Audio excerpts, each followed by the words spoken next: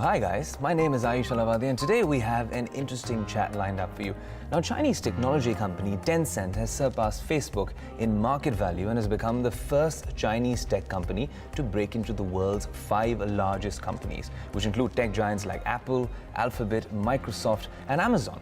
Now, Tencent has rallied over 125% this year alone. Its market share has risen by $292 billion as of today. The rally has made Tencent's founder Ma Huateng the second richest man in mainland China, and according to Forbes, he's now richer than the founders of Google. Tencent is now valued at $523 billion, a notch above Facebook's $522 billion market cap. Now, Tencent's climb has, however, stretched historical valuations. It's now trading at more than 50 times forward earnings, higher than an average of roughly 30 over the past 2 years. Tencent owns WeChat, of course. It's a really popular messaging and gaming app that's in China, which is perhaps a super app in an age of Facebook, Twitter, and Snapchat. So what's really working for Tencent? To discuss that and more, I have with me independent technology analyst Richard Windsor. Richard, thanks so much for speaking with us at Bloomberg Quint. I want to start off by asking you... Hello, good evening. Yeah, considering, what Tencent has done over the last few years, it has finally managed to break into the big boys club, be it Amazon, Apple, and all other companies in that club, and also becoming one of the most valuable social networks per se out there. How has Tencent managed to pull this off? Well, it's actually quite simple. I mean, if you look at it on a Chinese perspective, you've got 1.1 billion people in China. Tencent currently has 980 million of those actively using its services on a monthly basis. So that really makes it the third largest digital ecosystem in the world. But also what it has got is, if you look at Tencent in terms of the portfolio of services that it offers, it actually is by far the most dominant mobile internet company in China. And at least 500 to 600 million people use one or more of its services all the time. And that is what really has underpinned its value. Right, and also, Richard, another thing I wanted to ask you was that nearly 1 billion users alone for WeChat by itself, and it seems like it's a one-stop shop for Chinese users. Here in India, it's not that popular because, we use WhatsApp a lot more, but it's kind of interesting because Tencent's actually invested in Hike, which is a popular messaging platform, especially in smaller towns and cities across India as well. But we'll get to that later. What I want to understand was that, when it comes to what Tencent's doing with WeChat and its social media platforms, is it a concern that Tencent largely has a local product which is restricted to the Chinese market, or a market around Asia with Chinese users? Yeah, that is very much a concern. If you look at Tencent's assets, WeChat, Moments, and so on and so forth, what you find very quickly is that these are Chinese digital internet services aimed at Chinese users, predominantly in the mainland. If you look at almost all of the users of WeChat who are outside of China are Chinese speakers. And just if you look at the cultural differences and the differences in the markets between the Chinese internet market and that of overseas, very, very different. And that's why and Alibaba and Baidu have exactly the same issue. This is why most of the services that they use are not really applicable for overseas markets, which is why all three of them are looking to spread their wings and to get more exposure to the markets overseas. No, absolutely, and you mentioned that, Richard, because it's interesting because WeChat Pay and Alibaba's Alipay, now these are two players that dominate China's digital payments space. But what's interesting is that they both seem to have a very different approach, because from what I understand is that Alibaba is really trying to build more of a global payment system and expanding overseas. But it seems like what Tencent is doing is really generating traffic for WeChat.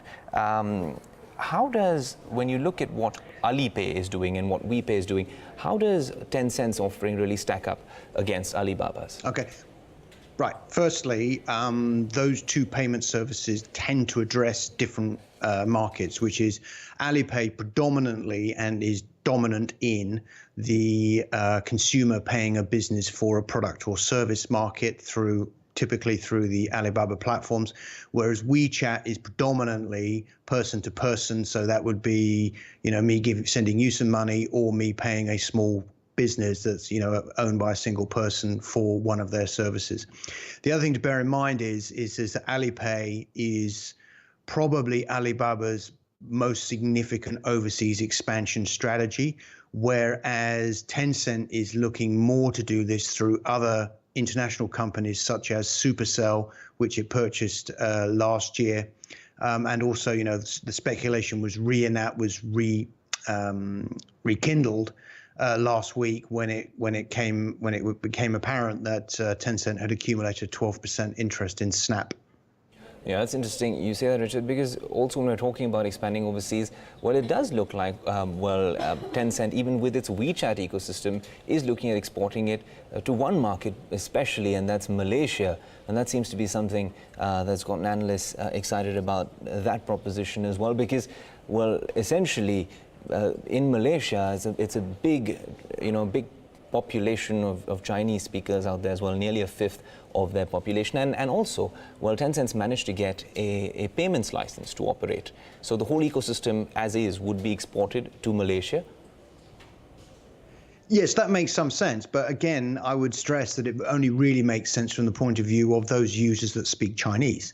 I suspect if you look at the rest of the Malaysian market, the non-Chinese speaking of the other 80% of Malaysia, what you'll probably find is that it is like the rest of the world and is predominantly either an Apple iOS market, or I suspect in Malaysia being a slightly more low-end market dominated by Android and by Google. Right, Richard, and but when we talk about WeChat, and it's really one of their top products for Tencent, but WeChat by itself, and that's something I want to understand as a product, is also something that has its shortcomings as well. There has been talk about how Tencent does censor stuff in China as well. Censorship has been one concern, and security and privacy as well, considering the encryption standards, considering what WhatsApp is doing globally especially. Are those concerns, especially if they're looking at a more global footprint? Most definitely. I mean, one of the reasons why the Chinese government is tolerant to WeChat is that it's unencrypted, which basically means is that the Chinese government can listen to anything that anyone is saying over WeChat anywhere. And I suspect that, pushing WeChat overseas, that's not really going to work. So they would have to use a different system. The other thing also bearing in mind is one of the differences that we found when we did the research on the Chinese market was that a key difference between developed markets and Chinese market is that Chinese consumers don't really seem to care that much about privacy. So, sharing personal data that would make developed market users enraged, Chinese users really don't seem to mind at all. And that's a key difference. And another reason why perhaps WeChat has managed to flourish so successfully in China. That's right, and it's kind of interesting, Richard, while we're talking about this, and there's something I wanted to speak to you about as well, is, for the longest time, the narrative has been that companies in China, copying what's happening in Silicon Valley or around the world and aren't being that innovative. But especially considering Facebook's acquisition of WhatsApp a few years ago, and considering, what WhatsApp's doing in a market like India, which is a key market for WhatsApp, they're actually trying to enter the payment space themselves, which is, quite against what WhatsApp really stood for, the very clean UI and all of those things, considering that they are going the WeChat way, which is to come up with something a lot more sticky as an application. Do you think the tables have turned when it comes to, innovation in China and how other markets I wrote about this. Sorry, beg your pardon. Yes, I wrote about this a couple of months ago. And what we've really noticed is that actually the flow of innovation has reversed. This is particularly relevant when you look at Tencent and WeChat. So what's really happened is that Tencent has expanded the scope of WeChat so that, while you can still chat to your friends, you can also transact. You can book hospital appointments, you can buy things, you can do all sorts of things inside WeChat. And this is something this innovation idea is something that has certainly flowed from China to the overseas market, where a lot of people are sitting around, or ecosystem owners have been sitting around scratching their heads trying to work out, okay, fine, we've got 500 million users chatting to each other. How do we make any money out of it? And expanding the scope, allowing people to play games inside Messenger, allowing people to transfer money to each other inside Messenger is a way to start to look at increasing monetization. So yes, certainly this is an observation we've made for some considerable time now. Yes, is that the flow of innovation has actually, in many ways, has reversed. And look at it from a mobile-only perspective, right. It is not difficult to argue that China is actually a more advanced market than the United States or Europe is. Absolutely, Richard, because when we're talking about the United States or Europe going, completely digital or cashless, there's this big push in India, and, there's this big push to go cashless. From what I gather from my time in China is that, well, a lot of it is entirely cashless. I think without WePay or Alipay, it was very difficult to get your work done because, well, everyone, be it small mom and pop shops, be it, small food and retail outlets, or even electronic stores, they all accept these digital payment services. But something that you were talking about earlier is the fact that Tencent also was in the news recently for acquiring a stake in Snap. They also have some sort of a stake in ride-sharing app Lyft, and of course in Tesla as well. But that's their global investments. In India, they have an interesting set of investments as well, because they've pumped in nearly over $1 billion in Uber's biggest competitor here in India, which is Ola. Hike, which is, the biggest competitor to WhatsApp over here, considering, it has a lot of regional players as well, and it looks at localized content. Nearly $175 million there. Flipkart, which is, one of the biggest e-commerce players on this side of the world, they've invested nearly $1.4 billion. And Practo, the healthcare startup, they've invested a few million there as well. So they have been looking at India as well in terms of a market where they see a lot of growth. Is that because of, the Chinese market, and especially the mobile market and the technology industry really reaching sort of a saturation point there? I think that's certainly an issue. I mean, Tencent needs to prepare itself for when the home market growth starts to slow down.